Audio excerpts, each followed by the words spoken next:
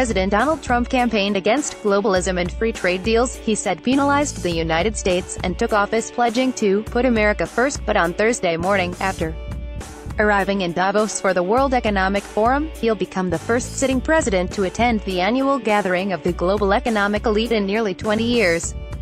So what could Trump, who has repeatedly railed against NATO, who pulled out of the Paris Climate Pact and vowed to renegotiate global trade deals, stand to gain from spending time in the Swiss Alps with billionaire businessmen and the international elite?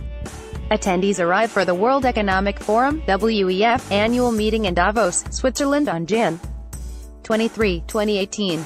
Dennis Balabous, Reuters. Trump's administration has maintained that his goals in Davos are consistent with his policies, and that attending the event simply gives him the opportunity to broadcast his policy views on a prominent world stage and to encourage leaders in governments and companies abroad to invest in the United States. While Trump's brand of isolationist-leaning economic populism on display earlier this week as his administration imposed tariffs on solar panels and washing machines, may seem alien from what has typically been discussed at the yearly creme de la creme convention, the White House has said it believes there is a way to finesse the contrast and actually achieve its goals. The White House believes America first doesn't necessarily mean America alone, veteran GOP strategist Ron Bonjean told NBC News, echoing a talking point frequently used by Chief White House economic advisor Gary Cohn. That, I think, is going to be their big selling point with this appearance.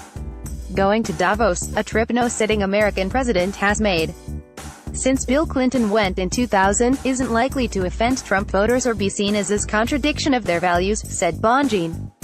Even though the Trump base enjoys America first, they still want to see him on a world stage. By doing this, Trump not only accomplishes that, but also will benefit from having the commanding presence he'll achieve just by appearing with world leaders, Bonjean said.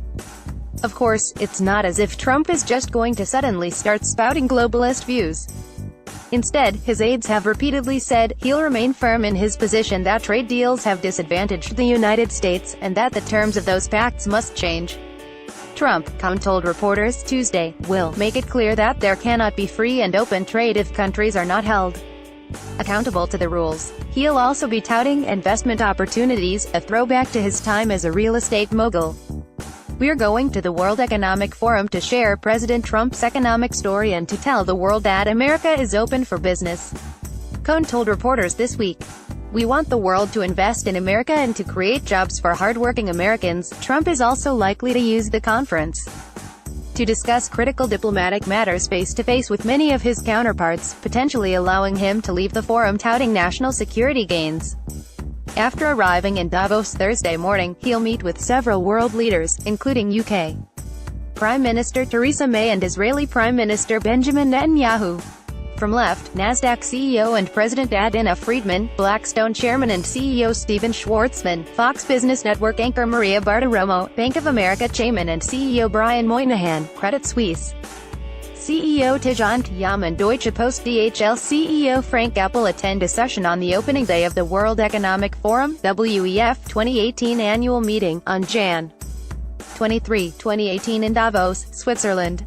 Fabrice Coffrini, AFP, Getty Images. Trump's meeting with May will come just weeks after he cancelled a trip to London to open the new U.S.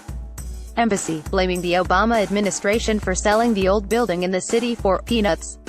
The pair are set to discuss the Syrian conflict, the Iran deal and our shared goal of denuclearizing the Korean Peninsula, National Security Advisor H.R. McMaster told reporters Tuesday. With Netanyahu, Trump will discuss Iran's destabilizing behavior, as well as efforts to reduce Iran's influence in the Middle East, and ways to achieve lasting peace, McMaster said. Trump will spend Thursday evening hobnobbing with Klaus Schwab, the founder of the World Economic Forum, and with leaders of select European companies, where he will urge them to invest in the U.S., the White House said. On Friday, Trump will meet with Rwandan President and African Union Chairman Paul Kagame to reaffirm the U.S.-Africa relationship, McMaster told reporters. Just weeks ago, Trump referred to African nations as shithole countries during a meeting with a bipartisan group of senators. Trump will cap off his Davos visit with a speech in which he is expected to unapologetically discuss his America First policy agenda. Expect this president to go there and show what America First continues to look like on the world stage, White House counselor Kellyanne Conway told Fox Business Network this week. There is also at least one Davos distinction Trump is sure to relish. No other president has done this in nearly 20 years. He enjoys that, Republican strategist Bonjean said. Obama didn't do it, and of course he enjoys being able to do anything and everything he can that departs from Obama.